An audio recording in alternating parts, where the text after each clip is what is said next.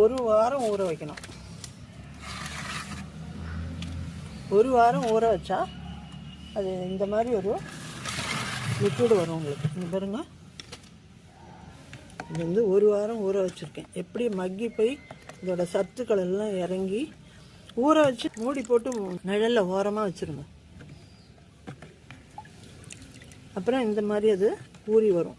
இதில் வந்து magnesium, ion, phosphorus, potassium அத்தனை சத்துக்களும் இருக்குது. செடிகளுடைய வளர்ச்சிக்கு ரொம்ப உதவும். முக்கியமாக வந்து இந்த கெமிக்கல் உரமெல்லாம் போட்டு உங்கள் மண் வந்து வளமில்லாமல் மலட்டுத்தன்மையாக இருக்கும் சில சமயம். அப்படி இருக்கும்போது இது இப்போ வளமாக இருக்குது பாருங்கள் மண், அதான் நல்லா வளருது. நீங்கள் கெமிக்கல் உரம் நிறைய கண்டினியூஸாக கொடுத்துட்டு இருந்தீங்கன்னா மண்ணில் வளமெல்லாம் போய் மலட்டுத்தன்மை வரும். அப்படி வரும்போது நீங்கள் அந்த மண்ணை மாற்றணுமே அப்படின்னு நினைக்க வேண்டாம். இந்த உரத்தை கொடுத்தீங்கன்னா போகிறோம், ஃபஸ்ட் கிளாஸ் ஆகிடும் மண். திரும்ப நுண்ணுயிர்கள் பெருகி மண் வளமாகும். இதை வந்து வடிகட்டி நீங்கள் எல்லா செடிகளுக்கும் கொடுக்கலாம்.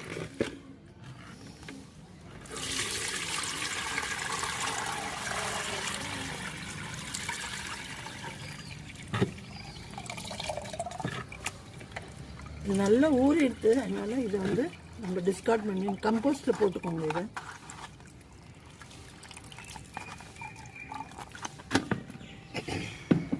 இது நீங்கள் 10 லிட்டர் தண்ணியில் ஒரு பூன்னு சொன்னேன். ஸோ டைல்யூட் பண்ண வேண்டிய அவசியம் இல்லை.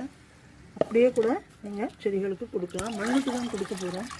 இப்போ இந்த செடி பாருங்கள், இந்த ஸ்டேஜ் இது வந்து நாற்று நட்டுருக்கேன்னா இந்த ஸ்டேஜில் கொடுக்கலாம்.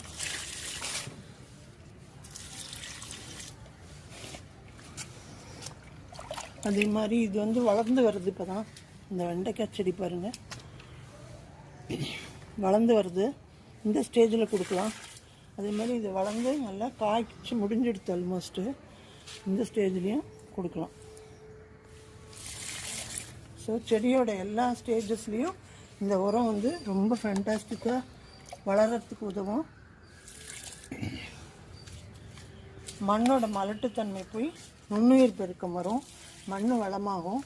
முக்கியமாக இந்த வேர்கள் வந்து இந்த உரத்தை வந்து ரொம்ப சீக்கிரமாக உறிஞ்சிக்கும். ஸோ ஈஸியாக உறிஞ்சக்கூடிய தன்மையில் இதோட கெமிக்கல்ஸும் இந்த உரமும் இருக்குது.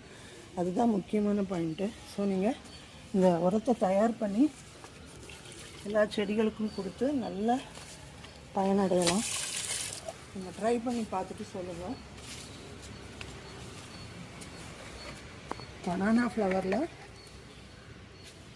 இருக்கிற சத்துக்கள் பூரா செடிகளுக்கு